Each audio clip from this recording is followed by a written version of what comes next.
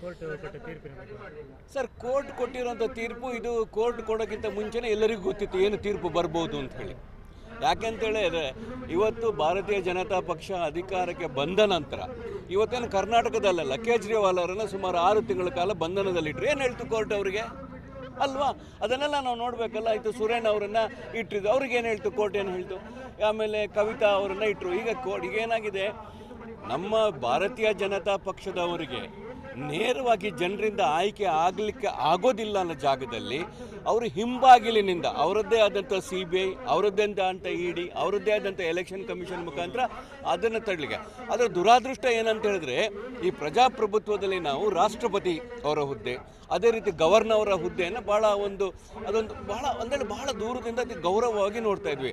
ಇವತ್ತು ದುರಾದೃಷ್ಟ ನೋಡಿ, ಇವತ್ತು ಯಾವ ರೀತಿಗೆ ಬಂದಿದೆ ಅಂತ ಹೇಳ್ಬಿಟ್ಟು, ಯಾರೆಲ್ಲ ಗವರ್ನರ್ ಆಗಿರುವಂಥವ್ರು, ಯಾರೆಲ್ಲ ಇವತ್ತು ಎಲ್ಲಿ ತನಕ ಅಂದರೆ ರಾಜ್ಯಸಭಾ ಮಂತ್ರಿಗಳಾಗಿರೋಂಥವ್ರು ಚೀಫ್ ಜಸ್ಟಿಸ್ ಆಗಿರ್ತಾರೆ. ಮಾರನೇ ದಿವಸ ಅವರು ರಾಜೀನಾಮೆಯನ್ನು ಕೊಟ್ಟು ಅವ್ರದ್ದು ಅವಧಿ ಮುಗಿದಂಥ ಒಂದೇ ತಿಂಗಳಲ್ಲಿ ಅವ್ರನ್ನ ಒಂದು ರಾಜ್ಯಸಭೆಗೆ ಮಾಡಿದ್ದಾರೆ.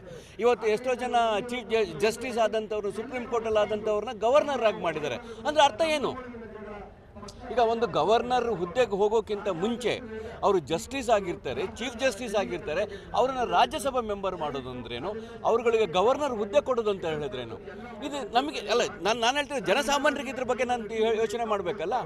ಹಾಗಾಗಿ ನಾವು ಯಾವ ರೀತಿಯ ಇವತ್ತು ಪ್ರಜಾಪ್ರಭುತ್ವದಲ್ಲಿ ಯಾವ ರೀತಿಯ ತೀರ್ಪನ್ನು ನಾವು ನಿರೀಕ್ಷೆ ಮಾಡ್ಬೋದು ಅನ್ನೋದಕ್ಕೆ ಜನರ ಮುಂದೆ ಬಿಡ್ತಾ ಇದ್ದೀವಿ ನಾವು. ರಾಜೀನಾಮೆ ಕೇಳುವವರಿಗೆ ಒಂದು ಅವಕಾಶ ಆಯ್ತಲ್ಲ ಅಂತ ಅಲ್ಲ, ಪಕ್ಷ ಯಾವ ರೀತಿ ಇಲ್ಲ, ಕಾನೂನಲ್ಲಿ ಇನ್ನು ನೋಡಿ, ಇದು ಪ್ರಜಾಸತ್ತಾತ್ಮಕವಾಗಿ ಪ್ರಜಾಪ್ರಭುತ್ವದಲ್ಲಿ ಇದು ಪ್ರಜಾಪ್ರಭುತ್ವ ಯಾವ ರೀತಿ ಸಿಕ್ಕಿದೆ ಅಂತ ಲಕ್ಷಾಂತರ ಜನರು ತನ್ನ ರಕ್ತವನ್ನು ಹರಿದು ನಮಗೆ ಪ್ರಜಾಪ್ರಭುತ್ವವನ್ನು ಕೊಟ್ಟಿರೋವಂಥದ್ದು. ಯಾರೋ ಒಂದಿಬ್ಬರು ಬಂದು ಇದನ್ನು ಕಗ್ಗೊಲೆ ಮಾಡ್ತೇನೆ ಅಂತ ಹೇಳಿದ್ರೆ ಈ ದೇಶ ಇದನ್ನು ಒಪ್ಕೊಳ್ಳಿಕ್ಕೆ ತಯಾರಿಲ್ಲ, ಈ ಜನ ಒಪ್ಕೊಳ್ಳಿಕ್ಕೆ ತಯಾರಿಲ್ಲ. ಯಾವ ಕಾನೂನನ್ನು ಇವರು ಮಾಡ್ತಲೇ ನಮ್ಮನ್ನು ನೋಡ್ಲಿ ಕಾಂಗ್ರೆಸ್ ಪಕ್ಷ ನೋಡ್ತಾ ಇದ್ದಾರೆ, ಅದೇ ಕಾನೂನಲ್ಲಿ ಮತ್ತೆ ಹೋರಾಟವನ್ನು ಮಾಡ್ತಾ ಇದ್ದೀವಿ.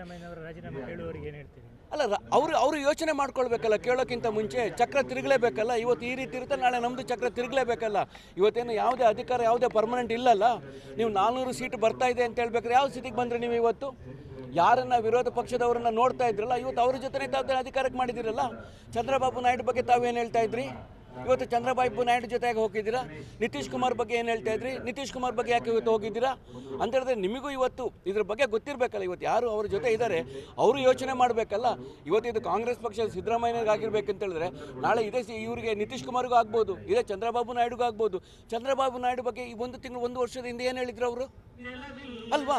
ಇದನ್ನು ಚಂದ್ರಬಾಬು ನಾಯ್ಡು ಅವ್ರಿಗೆ ನೆನಪಿರುತ್ತೆ ತಾನೆ, ಯಾವ ರೀತಿ CBI, ಯಾವ ರೀತಿ ED, ಯಾವ ರೀತಿ ಇವತ್ತು ಕೋರ್ಟ್ಗಳು ಇದ್ವು ಅಂತ ಹೇಳ್ಬಿಟ್ಟು. ಅಲ್ಲ, 100%. ಯಾಕೆಂದರೆ ಪ್ರಜಾಪ್ರಭುತ್ವದಲ್ಲಿ ನಾವು ಸಂವಿಧಾನವನ್ನು, ಕಾನ್ಸ್ಟಿಟ್ಯೂಷನ್ ನಂಬಿರೋವಂಥವ್ರು ಕಾನೂನು ಮೂಲಕ ಇರ್ತೀವಿ.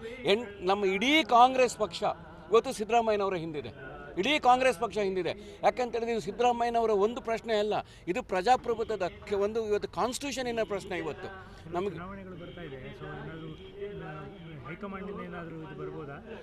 ಹೈಕಮಾಂಡ್ ಏನು ನಿರ್ಧಾರ ತೆಗೆದುಕೊಳ್ಳುತ್ತೆ ಅನ್ನೋದು ಹೈಕಮಾಂಡಿಗೆ ಬಿಟ್ಟು ಅಂಥದ್ದು.